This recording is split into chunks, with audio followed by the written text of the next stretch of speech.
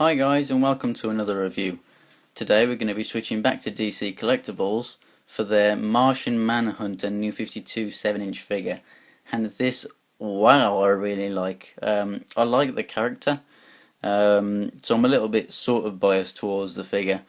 But I have been waiting for this for quite some time, and finally my brother picked it up because he's the one that collects the DC Collectibles stuff, so that I can show you guys. So honestly, this is so cool.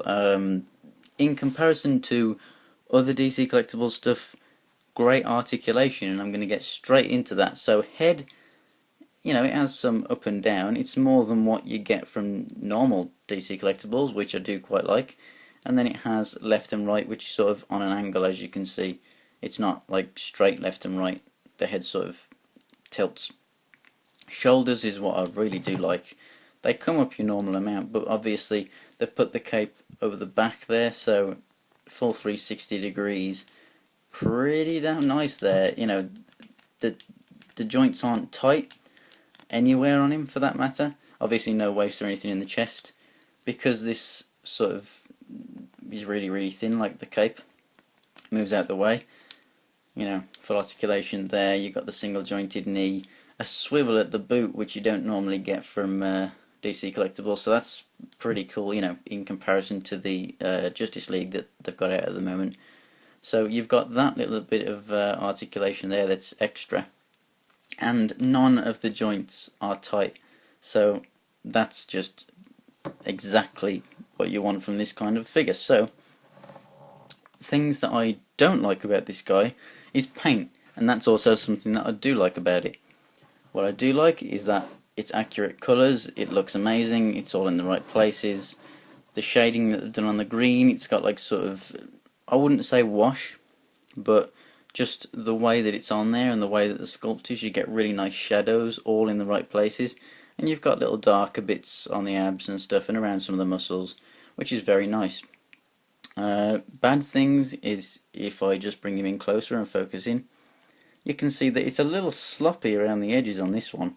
We got a little bit of red, sort of, I wouldn't say overspray because it's probably just hand painted, so a little bit of red splatter or something just underneath and just above. We got some purple coming up onto here. Where else? As you can see on here, it's just not all there basically, so you got a bit of red showing through there and there. It's a little sloppy in places, as you can see a little bit of red just going onto the black there. A little sloppy in places, but aside from that, this figure is really nice paint wise. I wouldn't have any other faults with it whatsoever. Sculpt is amazing. One thing about it that I do have to say is the face is a bit weird. I mean, look at that. This side of the face is just like squished in. As you can see, looking at it straight on, the nose is like pointing that way, the mouth's pointing that way a little bit, and that eye is pushed back. So the best way to see that may be like that. As you can see, that eye is further down into the face than that one.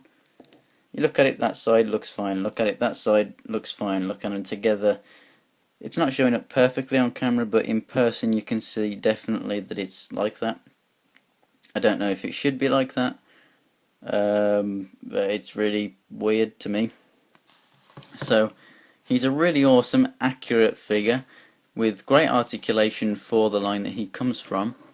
Really nice sort of cape texture and everything. It's a lot thinner and more flexible than like the Batman and Superman capes that we got from DC Collectibles earlier on in the year.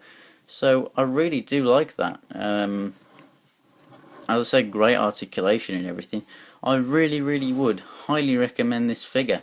Not just because I really do like him as a character, and you don't get much of him anyway, because the only other one that I can think of that you might want to get that is recently, I say recently, it is quite long ago, was the Universe Classics version of him.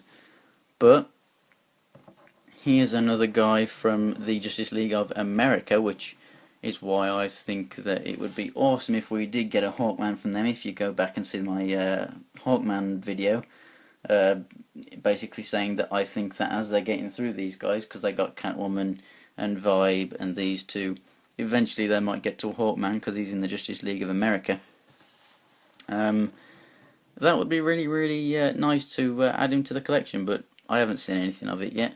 But he is a quick scale to someone who is in the Justice League of America, and that's Green Arrow.